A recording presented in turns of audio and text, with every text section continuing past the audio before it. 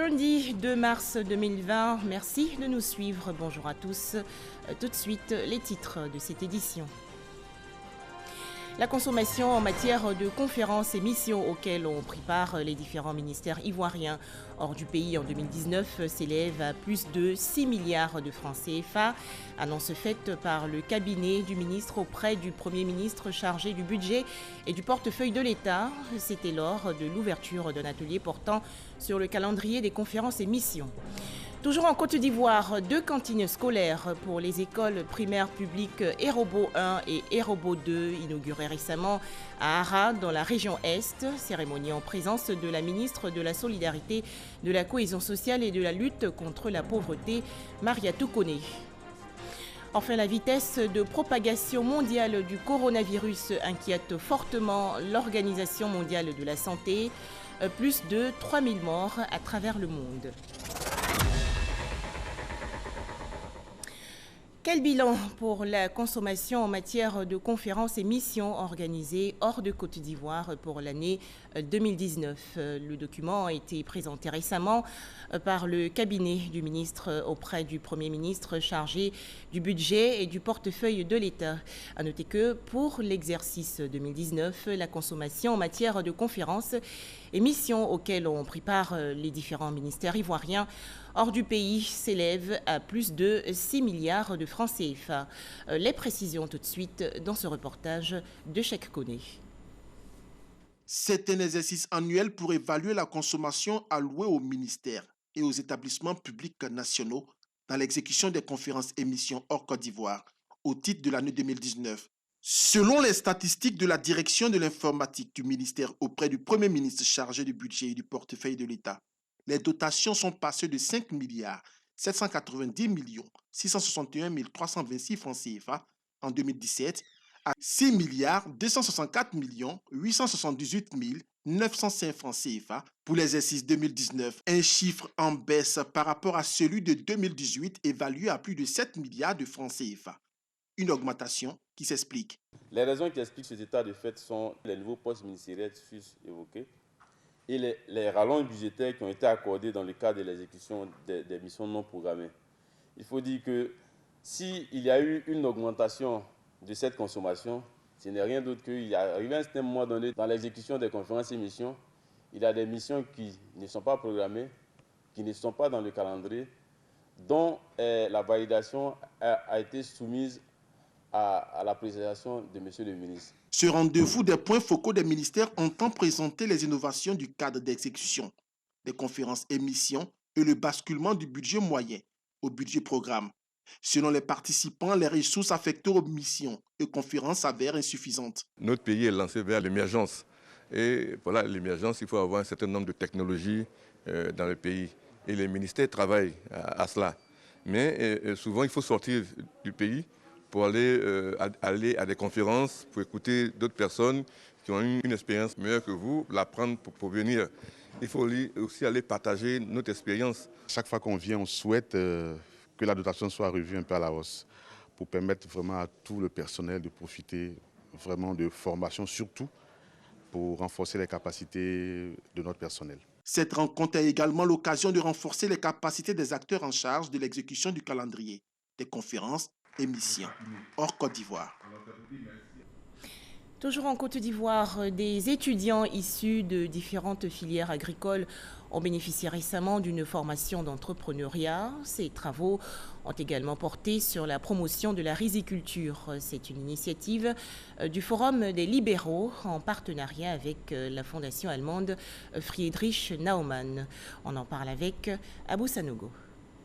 De pays producteur et exportateur de riz dans les années 70, la Côte d'Ivoire est passée à pays importateur avec environ 1 500 000 tonnes par an, évaluée à près de 300 milliards de francs CFA aujourd'hui. Cette donne déplaît au gouvernement ivoirien qui vient de créer un ministère chargé de la promotion de la riziculture. Et le Forum des libéraux de Côte d'Ivoire semble trouver l'une des solutions à cette problématique en se tournant vers la jeunesse. D'où un séminaire de formation à l'endroit des étudiants des filières agricoles. La Côte d'Ivoire aujourd'hui est en train de préparer cette jeunesse pour relever le défi de l'autosuffisance.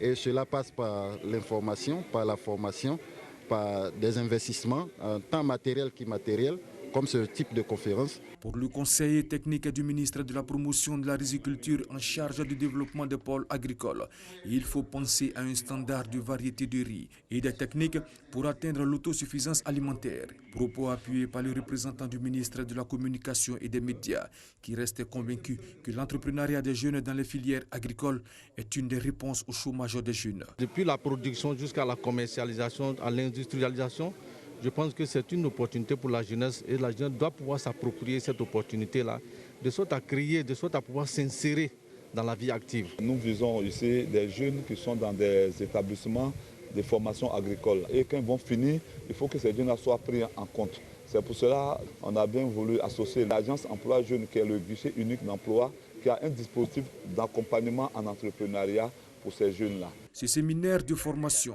à l'endroit des étudiants des filières agricoles a vu la participation de Amadou Moustapha Bey d'Africa Rice et il fait partie des activités majeures du Forum des libéraux de Côte d'Ivoire.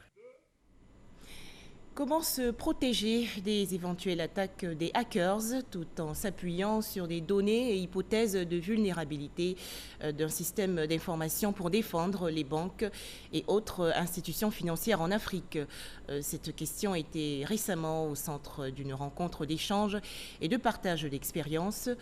Plusieurs experts nationaux et internationaux ont participé à ces assises et proposé des solutions. Le point tout de suite avec Amadou Ouattara. Pour 67% des organisations en Afrique, le manque de personnel de sécurité digitale est l'un des plus grands obstacles à la sécurité informatique. Il est quasiment impossible pour 73% des structures en Afrique de détecter une attaque sophistiquée de hackers. Ces informations sont issues d'une rencontre internationale qui présente la situation relative à la cybersécurité. Une activité du groupe Djigui dirigée par Mak Koulibaly, un Ivoirien connu dans le milieu de la lutte contre les cyberattaques aux États-Unis d'Amérique. Des experts hackers commencent à s'intéresser à l'Afrique. Et la question que nous nous posons, c'est est-ce que les Africains ont l'expertise nécessaire pour faire face à ces grands groupes hackers? C'est pourquoi nous emmenons cette prise de conscience pour dire essayons de nous apprêter, essayons d'avoir un minimum de protection. Pour partager ces expériences, afin d'aider les institutions financières privées et publiques en Afrique, Mak Koulibaly a initié à Abidjan un workshop.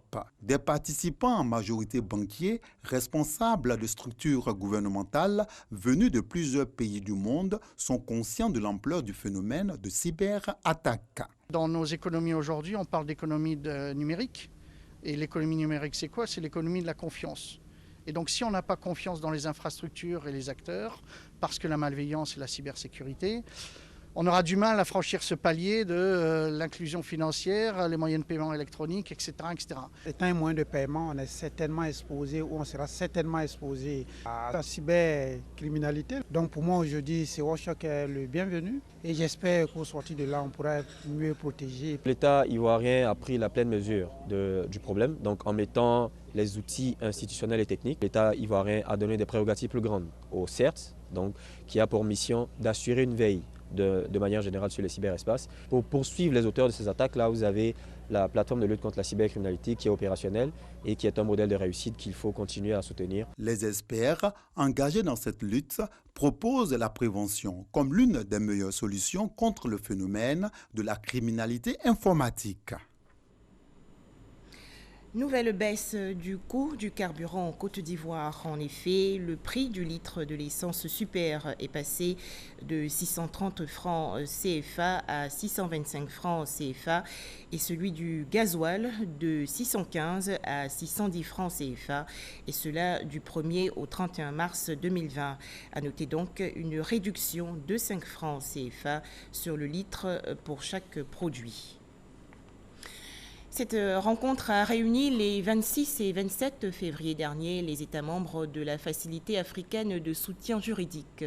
Objectif, apporter assistance technique aux pays membres dans le cadre des négociations commerciales. Le point avec Abou Sanogo. Le droit est un instrument essentiel pour le développement économique des États africains. La BAD, la Banque africaine de développement, l'a si bien compris en créant en 2017 la LSF. facilité africaine de soutien juridique, devenue opérationnelle en 2018. Elle a pour mandat d'apporter une assistance technique et juridique aux pays membres dans le cadre de la négociation des transactions commerciales complexes, notamment en ce qui concerne les fonds dits fonds vautours, c'est-à-dire des fonds spéculatifs abusifs. Il y a quelques pays en Afrique qui n'ont pas la capacité de bien négocier ces contrats, et c'est d'où vient l'idée de cette facilité, pour s'assurer que les contrats sont de bons fonds. La Côte d'Ivoire, pays siège qui a abrité le premier forum de haut niveau les 26 et 27 février dernier de cette organisation internationale regroupant une soixantaine de pays, principalement africains, par la voix de son représentant, se réjouit de l'intervention efficace de cette institution dans le domaine des énergies. L'État de Côte d'Ivoire a bénéficié de plusieurs apports de la Facilité africaine de soutien juridique, notamment dans la négociation des contrats liés à l'énergie. Après 10 années d'existence et d'activités richement menées, les premiers responsables dressent le bilan autour du thème promotion des investissements et optimisation des ressources des États membres. La facilité a gagné en attractivité et s'affirme de plus en plus comme un instrument qui contribue à démontrer que le droit est un outil nécessaire pour le développement. Il faut noter que pendant ces 2 jours, l'Académie de l'ALSF a donné des formations de haut niveau pour le renforcement des capacités de plus de 45 avocats de plusieurs pays africains, fidèlement à l'une de ses missions principales. Autre rencontre, celle pour mettre en exergue les difficultés rencontrées par les personnes en situation de handicap. Ces échanges visent également la création d'un observatoire national pour défendre leurs droits. C'est une initiative de la Fédération des associations pour la promotion sociale des handicapés. Chris Diomandé et Cheikh Koné. Selon le recensement général de la population de 2014, on dénombre environ 453 000 personnes handicapées, soit 0,6% de la population globale. Cette population a atteint aujourd'hui 3 millions de personnes qui connaissent souvent des difficultés d'accès à l'éducation, au marché du travail et à la santé. L'accessibilité aux bâtiments publics demeure extrêmement difficile pour les personnes handicapées, y compris les établissements de santé. Il n'existe aucun aménagement pour faciliter leur accès aux transports publics, ni aux infrastructures de détente, de loisirs ou de sport. Du point de vue de la vulnérabilité, les femmes handicapées sont les plus exposées au chômage, aux violences physiques et sexuelles, tandis que 98% des enfants handicapés n'ont pas accès à l'éducation. Pour résoudre ces nombreuses difficultés, la Fédération des associations pour la promotion sociale des handicapés de Côte d'Ivoire a décidé de créer un projet dénommé Observatoire national des personnes handicapées, ONPH. Ce projet vise à aider les personnes en situation de handicap à jouir de leurs droits. Cet observatoire va d'une part identifier les personnes qu'on peut qualifier de personnes en situation de handicap, recenser sur l'ensemble du territoire national, et puis, en fonction de chacune des situations, proposer la meilleure approche pour leur insertion sociale. Cette fédération entend contribuer à la promotion des personnes en situation de handicap et aussi défendre leurs droits tels que prévus par les textes législatifs et réglementaires applicables en République de Côte d'Ivoire. Commune d'Abobo, dans le district d'Abidjan, un concours de coiffure homme intitulé Freestyle Barbers a été organisé il y a quelques jours. Il s'agit de la 2e édition. Cette compétition, qui a été parrainée par le maire Ahmed Bakayoko, vise à encourager l'entrepreneuriat par les jeunes. Pacom Didi et Issaïeo. Akoua Yao Jean-Baptiste, Bessi Alain, Hachi Boris, tous lauréats de la 2e édition du concours de coiffure d'hommes d'Abobo, dénommé Barber Freestyle. Ils reçoivent un salon de coiffure flambant neuf, entièrement équipé. Un don du maire de la commune d'Abobo, Ahmed Bakayoko, pour encourager les jeunes de la commune à pratiquer avec dévouement ce métier. Ce concours est une initiative d'un ancien riverain de la commune d'Abobo. Les hommes dans ce domaine-là n'étaient pas respectés. Le freestyle est là pour faire sortir en eux le talent, le génie de coiffeur.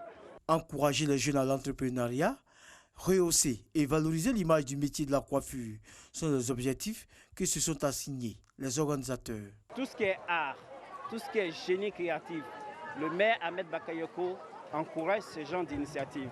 Le message du maire n'a pas de sous-métier et il encourage toujours les jeunes à ne pas aller à l'aventure.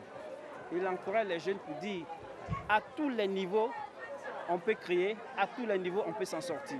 La finition, la mise à niveau, l'hygiène, la posture du coiffeur et du client sont entre autres des critères du concours coiffure Barber Freestyle qui, dans les prochaines années, va s'étendre à toute la Côte d'Ivoire. Direction à présent Ara, dans la région est du pays. Je vous annonçais dans les titres 2 cantines scolaires pour les écoles primaires publiques Erobo 1 et Erobo 2. Ces infrastructures ont été inaugurées il y a quelques jours par la ministre de la Solidarité, de la Cohésion sociale et de la lutte contre la pauvreté, Mariatou Koné. C'est un reportage de Herman Niamia. La ministre de la Solidarité, de la Cohésion sociale et de la lutte contre la pauvreté à Erobo, village situé à une trentaine de kilomètres d'Ara. Mariatou Koné est venue inaugurer 2 cantines scolaires et 3 blocs de latrines dans les 2 établissements scolaires du village. La réalisation de ces infrastructures a été possible grâce à un financement du Fonds national de la solidarité. Selon les bénéficiaires, ces infrastructures vont améliorer leurs conditions d'apprentissage. En offrant ces infrastructures à notre village, vous permettez aux enfants et à nos jeunes frères d'étudier dans d'excellentes conditions. Désormais, tous mes camarades et moi bénéficieront d'un repas équilibré chaque midi. De même, nous n'irons plus dans les broussailles pour satisfaire nos besoins naturels. Procédant à l'inauguration de ces infrastructures, la ministre Mariatou Koné a indiqué que le gouvernement accorde un intérêt particulier à ces actions. Chers parents d'Erobo, vos écoles bénéficient désormais de cantines de latrines modernes pour favoriser une présence assidue des élèves au cours et pour améliorer leurs conditions d'études.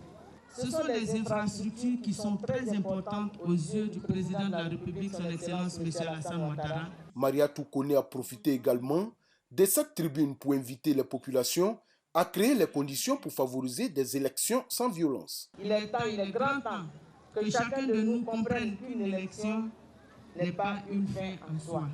Mais l'élection, c'est un simple jeu avec des vainqueurs, avec des vaincus, qui doivent demeurer des frères et des sœurs après la proclamation des résultats. Cette cérémonie d'inauguration des cantines scolaires et de blocs de latrines marque le démarrage d'une série de remises d'infrastructures socio-communautaires réalisées par le ministère de la Solidarité et aussi le lancement de la campagne nationale Zéro violence pour des élections apaisées en 2020. Autre actualité, des lauréats des forces armées de Côte d'Ivoire ont été récompensés récemment lors d'une cérémonie dans la commune du Plateau. Il s'agit de la remise du prix d'excellence aux 2e et 3e lauréats du ministère d'État, ministère de la Défense. Les détails, Herman Guivet. Les lauréats du prix d'excellence 2019 du ministère d'État, ministère de la Défense, classés 2e et 3e, sont récompensés. Au total, 6 lauréats ont été distingués dans 3 catégories, les prix d'excellence des armées, du glaive d'honneur, de la gendarmerie nationale et des écoles militaires. Ils sont honorés pour l'accomplissement d'actes de bravoure et des actions sécuritaires d'envergure dans le pays. Le fait de concourir pour l'excellence, c'est un symbole pour nous parce que ça nous permet de mieux faire le travail pour lequel nous sommes là. Nous tenons vraiment dire merci au premier responsable de l'armée ivoirienne et de la sécurité en général, le président de la République et au chef d'état-major général des armées. Les forces de l'ordre sont invitées à demeurer des modèles afin de garantir une image honorable à l'armée ivoirienne. L'excellence pour le militaire est la consécration de cette abnégation et de son dévouement à servir le pays. Je vous exhorte à persévérer dans l'effort pour mériter davantage les honneurs de la nation. Chacun des lauréats a reçu un diplôme, un trophée et un chèque Cette cérémonie s'inscrit dans le prolongement du prix national d'excellence remis le 6 août 2019 au Palais de la Présidence où les premiers prix de chaque catégorie avaient reçu leur récompense. Des festivités dans la région centre-est du pays. Le président du conseil régional du Nzi a été distingué récemment. Kofi Nguessan Lataye a reçu le prix 2019-2020 du meilleur président des conseils régionaux de Côte d'Ivoire. Il s'agissait de récompenser les différentes actions qu'il a entreprises en vue de développer la région. Le point avec Amadou Ouattara. Kofi Nguessan Lataye, président du conseil régional du Nzi, par ailleurs, secrétaire d'État chargé du logement social, est désigné prix 2019-2020 du meilleur président des conseils régionaux de Côte d'Ivoire. C'est une distinction décernée par l'Agence interafricaine de communication et de sondage, ICS. Ces projets de développement en faveur des populations ont motivé 40 membres du jury sur 41 à lui accorder ce prix. Selon Charles Sandé, directeur général de ICS, le récipiendaire a un sens managérial et des qualités humaines ainsi que de partage. Des qualités qui ont permis à Kofi Nguessan Lataye d'initier plusieurs projets de développement dans la région du Nzi. Sous sa gouvernance, ce sont plus de 5 milliards de francs CFA qui ont été dégagés pour faire face aux différents défis dans la région. Le président de la République, son Excellence Alassane Ouattara, a voulu que cette année soit une année avec beaucoup d'actions sociales. Et donc, les présidents des différents conseils régionaux que nous n'avons pas retenus, nous les invitons tout simplement à redoubler d'ardeur et à répondre surtout aux demandes de leur population au niveau social, c'est-à-dire au niveau de la santé, au niveau de l'éducation et au niveau, bien entendu, du sport et de la culture. Kofi Nguessan Lataye assure que ce prix est un encouragement à mieux faire. Il ne manque pas d'annoncer ses futurs challenges pour la région du Nzi. Les investissements et les actions qui nous ont permis d'être distingués par ICS, nous devons poursuivre cela. Nous allons relever donc les prises en charge scolaires, surtout au niveau universitaire. Comment on peut aboutir en si peu de temps à rapprocher les formations sanitaires à nos parents. Cette remise de prix s'est effectuée le 21 février dernier à Abidjan en présence de nombreux cadres et autres invités de la région du Nzi. Ces étudiants ont été sensibilisés il y a quelques jours à la non-violence et à la cohésion sociale. Ils ont participé à un séminaire animé par le préfet d'Abidjan, Vincent Toby-Irié. Les échanges et travaux se sont déroulés à l'université Félix Houphouët-Boigny de Cocody. Pacom Didi et Régis Kofi. Utilisez votre intelligence pour vous faire entendre et non vos muscles. Des propos tenus par le préfet d'Abidjan à l'endroit des étudiants de l'université Félix Houphouët-Boigny. Lors du séminaire de formation initié par le collège des délégués de l'université Félix Houphouët-Boigny sur le thème « L'étudiant et la cohésion sociale » et animé par Vincent Toby-Irié, préfet d'Abidjan. Nous sommes en 2020, une année électorale. Alors pour nous, les intellectuels, pour nous, les étudiants, il est important d'envoyer un message fort pour dire les étudiants sont matures. Nous ne voulons plus qu'on vienne manipuler les étudiants pour des fins personnelles. Parce qu'aujourd'hui, ce que nous recherchons, c'est la paix. Une tribune d'échange d'idées, de préoccupations entre étudiants et responsables administratifs. Au cours de cette rencontre, Vincent Toby indique aux étudiants que les difficultés inhérentes à la vie quotidienne ne doivent pas être un prétexte pour s'adonner à la violence en milieu estudiantin, mais plutôt des déclencheurs d'un processus de changement. Les étudiants ont été souvent tenus pour responsables, c'est un comportement incivique dans la circonscription dont j'ai la charge, c'est-à-dire le département d'Abidjan. Il était important de leur expliquer certains aspects du fonctionnement de l'administration, mais également les mécanismes mis en place par l'État pour régler certaines préoccupations qui les concernent. Les violences contre l'État, comme on l'a observé de la part de certains étudiants, sont répréhensibles. On ne peut pas utiliser la violence contre l'État parce que l'État a les moyens de réprimer la violence au regard des textes et des règlements dont la République elle-même s'est dotée. Au sortir de ce séminaire, les responsables, le collège des délégués et tous les panélistes promettent d'œuvrer pour un climat social universitaire sans violence. Poursuivons cette édition avec le lancement le 26 février dernier du festival Abidjan Folklore Days.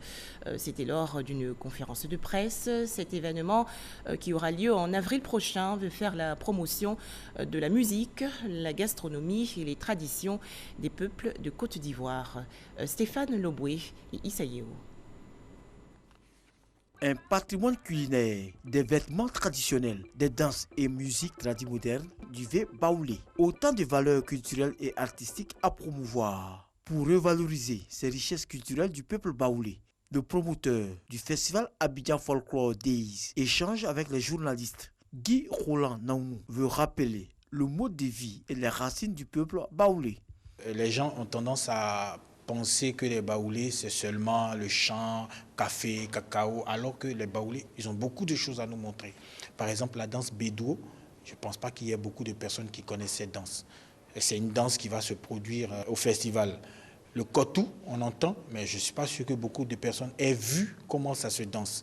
Ils seront présents, ils vont venir nous montrer comment est-ce qu'on danse le kotou. À travers Abidjan Folklore Days, le promoteur s'engage à promouvoir et valoriser le patrimoine culturel et artistique ivoirien. Une occasion pour rendre hommage au mois d'avril prochain à Abidjan, à la pionnière de la musique tradimoderne, baoulé, à la Thérèse, décédée dans la nuit du dimanche 19 au lundi 20 janvier dernier.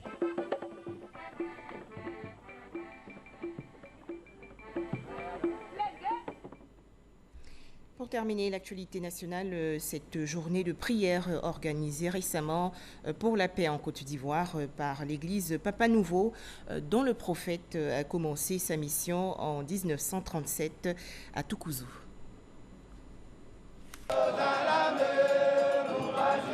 Plusieurs cantiques en langue ont été entonnés au cours de la célébration dédiée à la culture de la paix à Ozalem. La source de notre prière, c'est la paix. Parce qu'à son avènement en 1937, Papa Nouveau nous a dit que Dieu l'a envoyé pour combattre dans les 4 points cardinaux pour nous, afin que dans un esprit de paix et de quiétude, chacun puisse avoir son pain quotidien, a indiqué le messager Agbo Jean-Marie. Que chaque Ivoirien accepte de faire purifier son cœur pour que nous parvenions à cette paix durable. Les chefs religieux, musulmans et chrétiens ont également prié pour le pays et ses dirigeants. Nous sommes venus en tout cas avec les chrétiens catholiques et les musulmans, donc prier avec cette communauté Papa Nouveau, prier afin que Dieu ramène sa grâce et sa paix sur la Côte d'Ivoire. La paix dans les cœurs, la paix dans nos structures, étatiques comme religieuses. Il faut que cette paix-là se manifeste de manière concrète par rapport à notre vécu. Dr Albert Pité, président du comité d'organisation, s'est dit satisfait de l'organisation de ce rendez-vous œcuménique. L'église Papa Nouveau a été fondée en 1937 par le prophète Papa Nouveau. Durant sa mission, le prophète a enseigné l'art d'accéder à la longévité et au salut des âmes par la paix, la prière et le travail. Le coronavirus se propage à une vitesse exponentielle, plus de 3000 morts à travers le monde et les conséquences négatives ne cessent de se faire sentir à travers la planète avec la fermeture et annulation de plusieurs événements, notamment les fermetures du Salon international de l'agriculture de Paris et du musée le plus visité au monde, le Louvre en France. Enfin, situation difficile au Congo-Brazzaville. Les pluies n'ont pas encore cessé de tomber sur le pays où le gouvernement comptabilise pas moins de 213 000 sinistrés des inondations. Après le nord, Brazzaville et Pointe-Noire, les 2 principales agglomérations du pays, sont touchées à leur tour. Le plan d'urgence de 30,5 millions de dollars élaboré par les humanitaires n'a reçu jusque-là qu'une contribution de 7 millions de dollars. Et c'est la fin de cette édition. Merci de nous avoir suivis.